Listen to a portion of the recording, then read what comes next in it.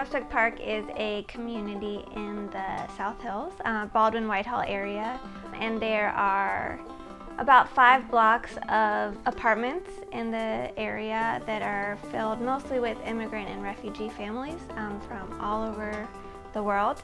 Students in the neighborhood, basically all of them were born in refugee camps and then came to the United States within the last 5 years, some of them maybe in the last 5 months. And so they might be interested in technology, but they have not had the same opportunities that American kids might have had. So I'm always looking for opportunities to help them be more ready to compete with their American counterparts. Digital Core is a program of the Sprout Fund, and they train mentors in how to lead a class of students in lessons about technology, and then those mentors are partnered with after-school organizations and come out and they lead 8-week classes with middle school or high school students who are interested in learning about technology. So we had an 8-week course with the Digital Core. The mentors came on Wednesday afternoons for an hour and a half.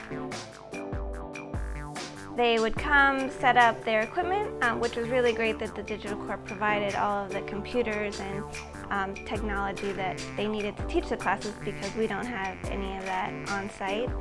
So they would come, some of the students would help them set up everything, and then we would have a lesson, and the lessons were very hands-on, very engaging. It wasn't like they were in school and they were sitting listening to a lecture. It was all very hands-on, learning things by doing. And that's the best way to learn, is by doing, not by listening to someone talk about it. And the kids were really excited about it, really into it. And they kept coming back. Our attendance was great because of how interested they were and how fun the lessons were. Pittsburgh Park Family Center is in the middle of the community, and we have a food pantry, we have a preschool, we have home visiting to do parent education with community members, counseling services, financial education, and we help people find jobs. And we have an after-school program for kindergarten through 5th grade, and I run our youth mentoring program, which is for middle school and high school students. And we do homework help and also team building activities, character building, career exploration. We do field trips, try to get the kids to form a community with each other, but also help prepare them for their futures.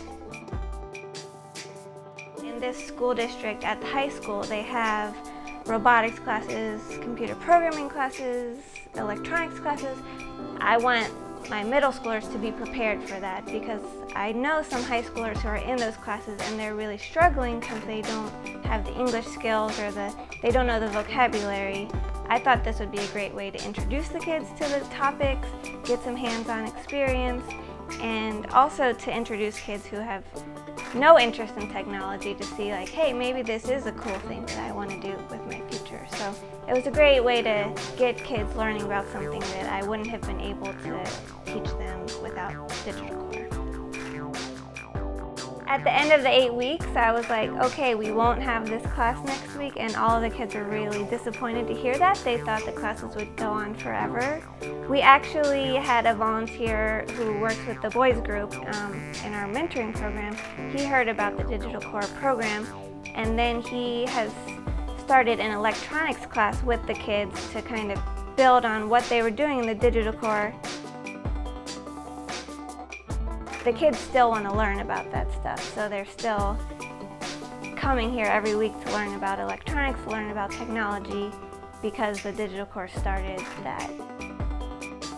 You can tell from the community that they appreciate it and get a lot out of us being here. So hopefully we can get the Digital Core out for another sessions because the kids are still really excited about it.